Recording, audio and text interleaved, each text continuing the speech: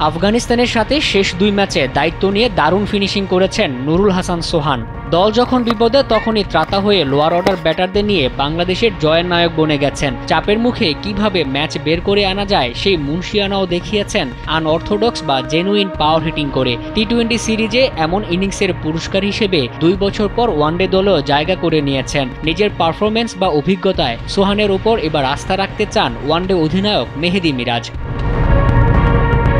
ইনজুরির কারণে আফগানিস্তান সিরিজ থেকে লিটন দাস ছিটকে যাওয়ায় টি-20তে অধিনায়কত্ব করেন জাকের আলী। উইকেটের পেছনে দায়িত্বও সামলেছেন জাকের, তবে ব্যাট হাতে ছিলেন একদমই ফ্লপ।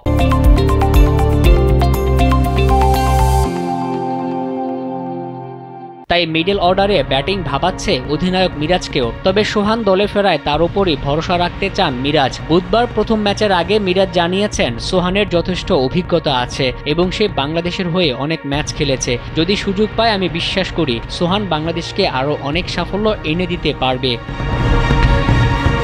ব্যাটিংয়ের পাশাপাশি নুরুল হাসান সোহানের শক্তির জায়গা দুর্দান্ত উইকেট কিপিং। অধিনায়কের মুখেও শোনা গেছে প্রশংসা। মিরাজ বলেন, যদি আমরা বাংলাদেশের সেরা উইকেটরক্ষকের কথা বলি সোহান সেই জায়গায় আছে। শুধু উইকেট কিপিং নয়, অভিজ্ঞতার কারণেই সোহানের উপর ভরসা রাখছেন মিরাজ। প্রথম ম্যাচে সোহান যে স্কোয়াডে থাকছেন সেটা হয়তো নিশ্চিতই। এবার ২ বছর পর ওয়ানডেতে প্রত্যাবর্তনটা রঙিন করে অধিনায়কের প্রত্যাশা পূরণ করতে পারে কিনা সোহান, সেটাই এখন দেখার অপেক্ষা।